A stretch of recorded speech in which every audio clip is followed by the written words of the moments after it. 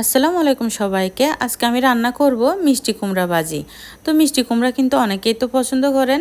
তা আমারও ভাল লাগে। তো আমি রান্না করলাম আর কি। অনেকে তো রান্না করতে জানেন, এটা নতুন করে শেখানোর কিছু নাই।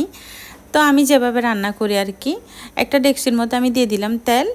আর তেলটা দেওয়ার পর তেল যখন গরম হয়েছে এখন দিয়ে দিলাম আমি রসুন। তো এখন এই যে দেখেন রসুনগুলো একটু নেড়ে চেড়ে দিচ্ছি যেন একটু ব্রাউন কালার হয়ে আসে। তাইলে রসুনের ভালো ফ্লেভারটা আসে, নাইলে ফ্লেভারটা ভালো আসে না।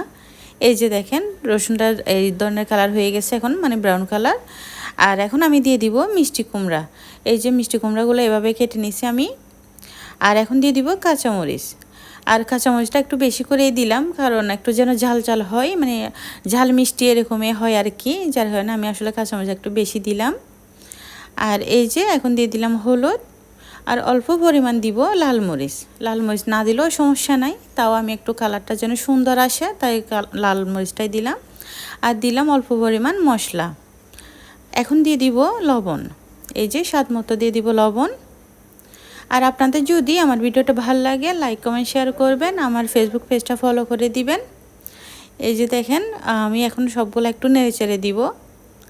আসলে একটু হালকা পরিমাণ পানি দিতে হবে যেন মশলাগুলো একটু ভালোভাবে মানে কষানো যায় আর কি। অল্প পরিমাণ পানি দিলাম। পানি বেশি দিব না, কারণ বেশি দিলে কোনো রকম বাজিটা সুন্দর আসবে না আর কি। আর এখন আমি কিন্তু 2টা তেজপাতা দিয়ে দিব। আপনাদের ভালো লাগলে দিবেন, না দিলেও সমস্যা নাই, আমার ভালো লাগে তাই আমি তেজপাতা দিলাম। আর এখন দিব চিনি। একটু করে চিনি দিলাম, মানে অল্প পরিমাণ, বেশি দিই নাই।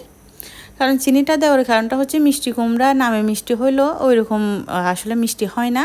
তো যেন একটু মিষ্টি, একটু ঝাল, একটু মানে ভালো লাগে আর কি খেতে, যার কারণে আমি আসলে দিয়ে দিলাম আর কি চিনি। আপনারা ভালো না লাগলে চিনি নাও দিতে পারেন। আর এখন আমি দিয়ে দিব এই যে দেখেন গরম মশলা। এটা হচ্ছে আমি বাসায় তৈরি করি এই গরম মশলাটা। এই গরম মশলাটা দেওয়ার পর এখন আমি আবার একটু নেড়ে চেড়ে দিচ্ছি।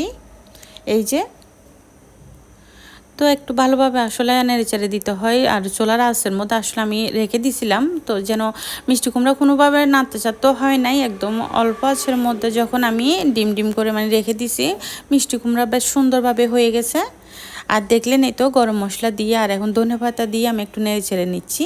ফাইনালি আমার মিষ্টি কুমড়া রান্না করা শেষ। ধন্যবাদ সবাইকে আমার ভিডিওটা দেখার জন্য।